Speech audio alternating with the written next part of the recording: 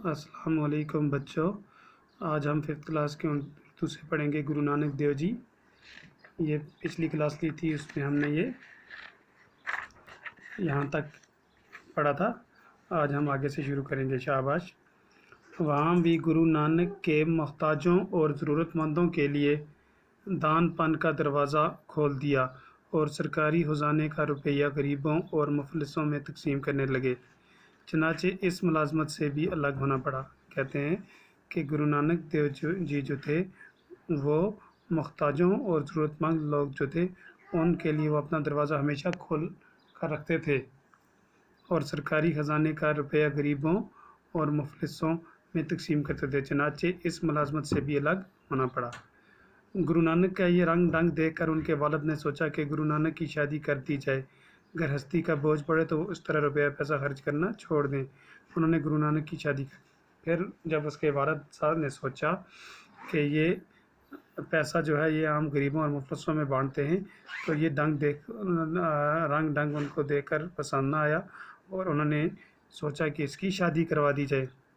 پھر انہوں نے گرو نانک جی کی شادی کر دی۔ گرو نانک کی شادی ہوگی، 2 بچے بھی ہوئے، لیکن گرو نانک کا دل گرہستی نہ لگا، یعنی کہ گرو نانک کی شادی بھی ہو گئی اور بچے بھی ہو گئے، لیکن پھر بھی گھر بار ان کا دل نہ لگتا تھا۔ وہ ہمیشہ کی طرح اپنی کمائی ضرورت مندوں پر خرچ کر دیتے۔ بیوی نے لاکھ سمجھایا مگر ان پر کوئی اثر نہ پڑا۔ بیوی نے بھی بہت سمجھایا ان کو، لیکن کوئی اثر نہ ہوا۔ گرو نانک ملک ملک اور شہر شہر پھرے۔ کہتے ہیں وہ مکہ، مدینہ اور بغداد بھی گئے، اور اس طرح جب اس دنیا کے سفر کی مدت تمام ہوئی اور آخری سفر کا وقت آیا تو ضلع گرداسپور آئے۔ وہیں 1539 عیسوی میں 90 سال کی عمر میں انتقال ہوا۔ کہتا ہے کہ گرو نانک جو تھے وہ ملک ملک شہر شہر پھرے اور مکہ، مدینہ، بغداد بھی گئے۔ اس طرح دنیا کی سفر کی مدت تمام ہوئی اور آخری سفر کا وقت آیا تو ضلع گرداسپور میں 1539 عیسوی میں 90 سال کی عمر میں ان کا انتقال ہو گیا۔ گرو نانک یہ چاہتے تھے کہ لوگ دل سے یہ بات مان لیں کہ سب انسان خدا کے سامنے برابر ہیں اور اس طرح ذات پات کا فرق چھوڑ دیں۔ وہ کہتے تھے کہ بڑا وہی ہے جو اچھے کام کرے اور دوسروں کی خدمت کرے۔ گرو نانک جی کا یہ خیال تھا کہ سب انسان جو ہیں وہ خدا کے سامنے برابر ہیں اور ذات پات کا فرق جو ہے وہ چھوڑ دیں، اور بڑا وہی ہے جو اچھا کام کرے اور دوسروں کی خدمت کرے، یعنی کہ بڑا انسان وہی ہے۔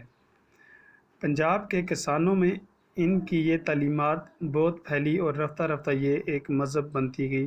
ان کو ماننے والے سکھ کہلائے۔ کہتا ہے کہ پنجاب کے جو کسان تھے، ذمہ دار تھے، ان میں ان کی یہ تعلیمات جو تھی وہ بہت پھیلی اور رفتہ رفتہ یہ ایک مذہب بنتی گئی، اور جو ان کو ماننے والے تھے، یعنی کہ جو گرو نانک جی کو ماننے والے تھے وہ سکھ کہلائے۔ سکھ مذہب یعنی کہ بانی بھی ان کو کہا جاتا ہے گرو نانک جی کو۔ گرو نانک اور دوسرے بزرگوں کی باتیں ایک کتاب میں جمع کی گئی۔ کہتا ہے کہ گرو نانک جی کی جو باتیں تھیں وہ ایک کتاب میں جمع کی گئی۔